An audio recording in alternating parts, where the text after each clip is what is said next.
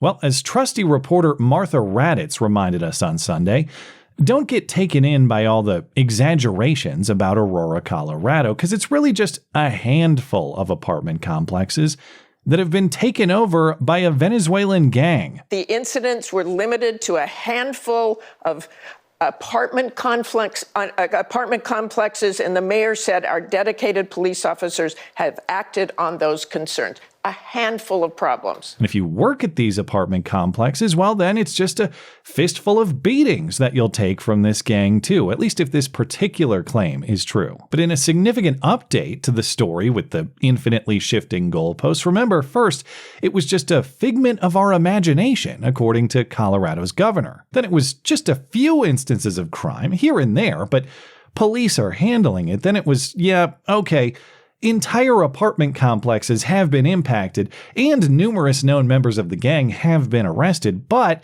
the gang hasn't taken over the whole city. That is a gross exaggeration. The city and state have not been taken over or invaded or occupied by migrant gangs. Donald Trump making those claims that the Republican mayor says were grossly exaggerated. Until tomorrow's update, when the city's name is changed to Aurora, because it is under gang control, actually. But don't worry, Boulder and Colorado Springs are still very nice. But for the first time, we are now hearing the story as told by the property management company that's dealt with this gang over the last year or so. Now, as I'll get to, there are some questions or points of skepticism as to whether this information is in fact coming from that property management company, but at least in my judgment, the information is consistent with other sources too. Aurora, of course, is the Venezuelan gang at the center of this story. Over the last year or so, gang members have caused problems and committed crimes at apartment complexes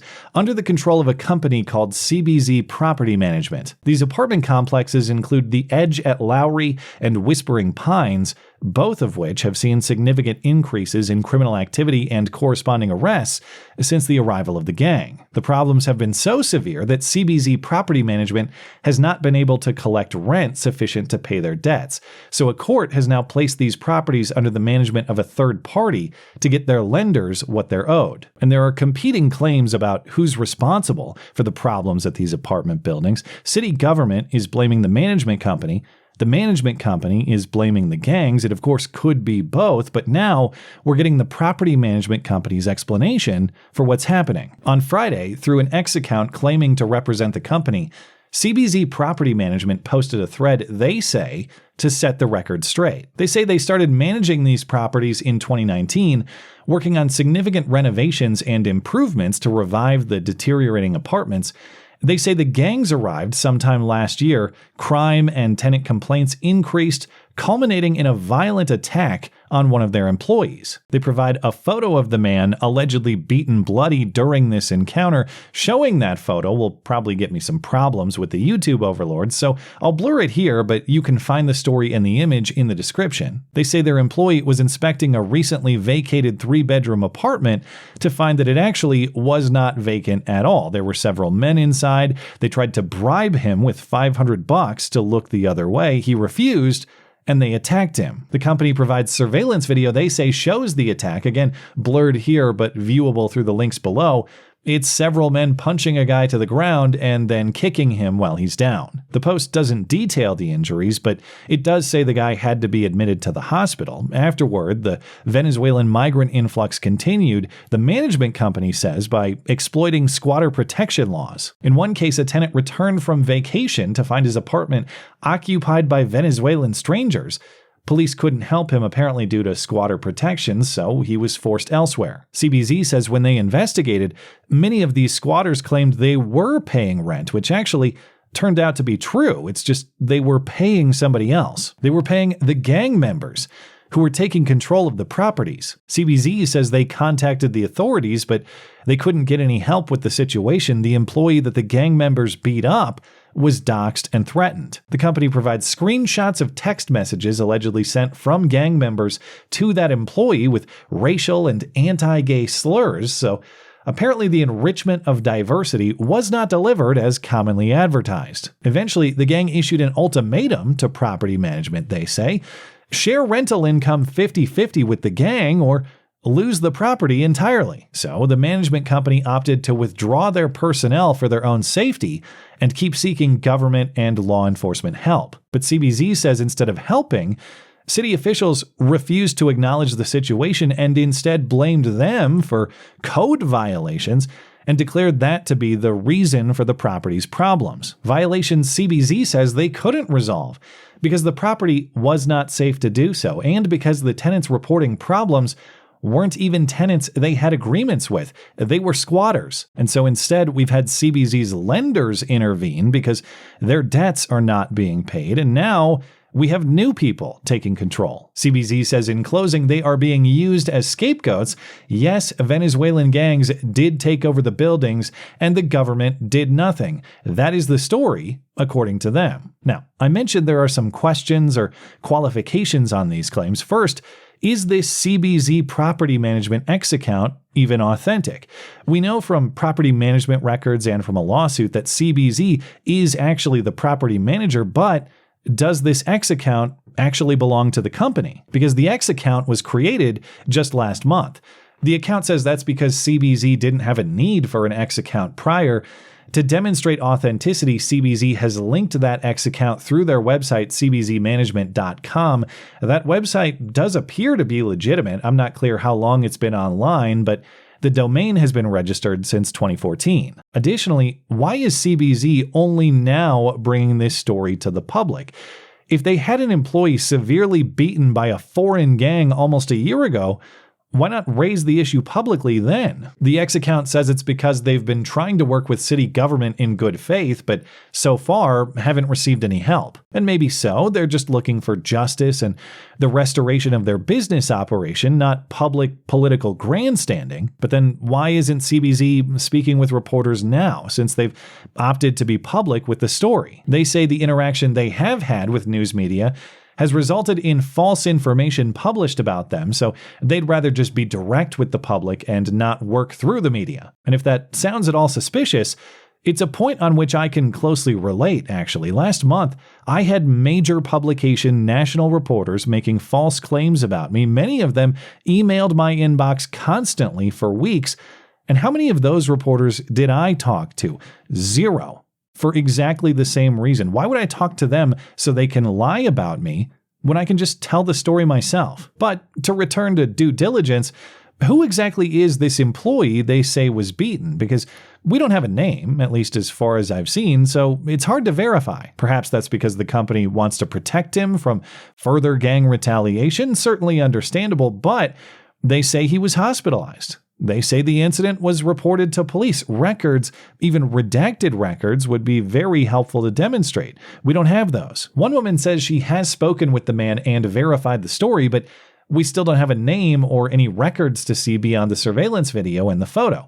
She says there was a case with the Arapahoe County DA against the primary attacker, but the DA let the guy go in September. Could be true.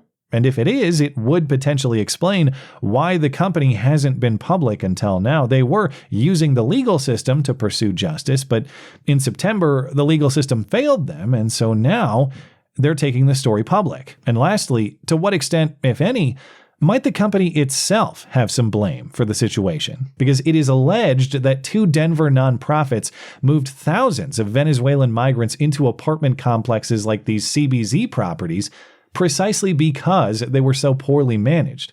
This according to an email to a city councilwoman. These properties had lower rent, a lack of consistency with providing leases, and more lenience with the number of people in each unit. So, did CBZ see a business opportunity with accepting these migrants and it all went wrong after they willingly participated? That is speculative, but it's a question that CBZ should answer. Were they forced into this situation, or did they accept it in exchange for government money, or government money funneled through these nonprofits? But as I was digging into these details, I remembered there is a key piece of confirmation to this story that's almost entirely unreported. My friend and fellow YouTuber Neo Unrealist tipped me off to this information last month. I'll link his accounts in the description because he's very detailed and always on top of the facts. We actually don't have to rely on CBZ property management or a potentially sketchy X account to believe the substance of the story, because it's already been investigated and confirmed by a third-party law firm. Remember those lenders trying to get their money? Well, over the summer, they had their lawyers investigate exactly what is going on, and these lawyers sent a letter summarizing their findings to the Aurora mayor and police chief.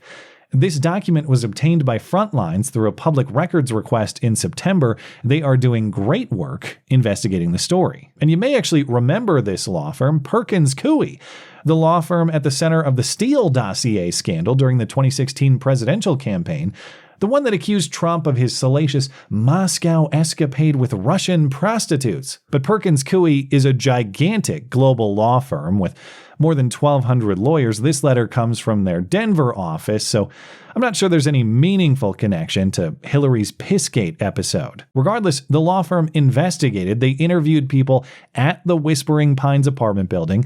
They reviewed surveillance video and they substantiated all the points. Yes, the criminal gang known as Tren de Aragua took over these apartment buildings. Yes, they are engaged in trespass, assault and battery, human trafficking, sexual abuse of minors, illegal gun possession, extortion, and probably every other item in the parade of criminal horribles. Yes, the gang severely beat that CBZ employee in November 2023. Yes, there was another threat at a different property a few months later in April 2024 when armed gang members threatened to kill the property manager there. In fact, the report says 2 gang members were arrested as they were coming to kill the guy.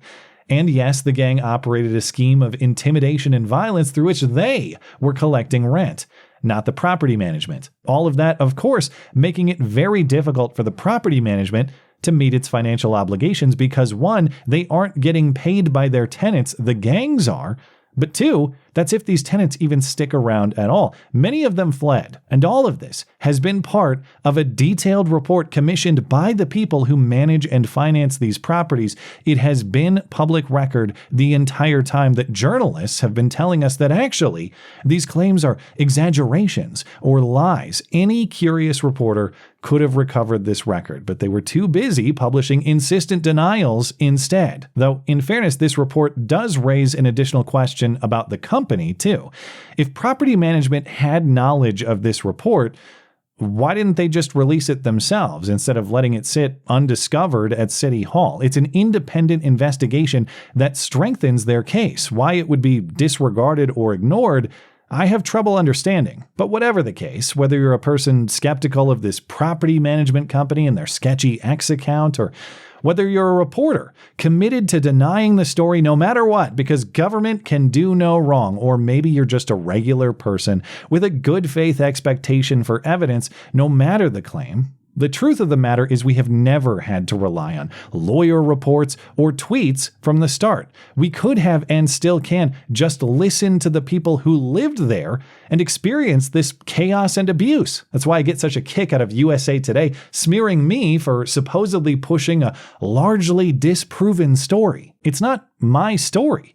It was never my story. It's the story of a woman who lived there and provided the video in question, the one that went viral. Her name is Cindy Romero, and she's been telling her story for weeks. It's really like being held hostage. Cindy was a prisoner in her own home. She's lived in this building at 12th and Dallas for years. This summer, when crime got worse, Cindy got cameras.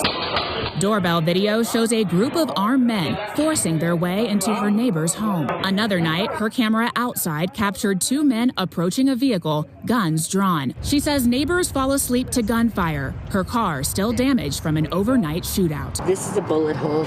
It was one of the few times Aurora police responded. Oh, but it's really just a handful of bullet holes, Cindy, and any claims about your own life otherwise are just misinformation because real journalists in their ivory towers thousands of miles away actually know what happened to you. What we're hearing, of course, Martha, is that people are terrified by what has happened with some of these Venezuelan gangs. Senator Vance, I'm going to stop you because I know exactly what happened. Martha. I'm going to stop you. In a world full of red flags, the reddest of them all is journalists insisting they know the story better than the people who lived it themselves. The media's job, of course, is to tell the story of those who experienced it, not impose the story they want in place of it. But they're only getting more forceful with that corruption. At this rate, ABC News and the rest of them will be hiring Tren de Aragua members very soon, actually.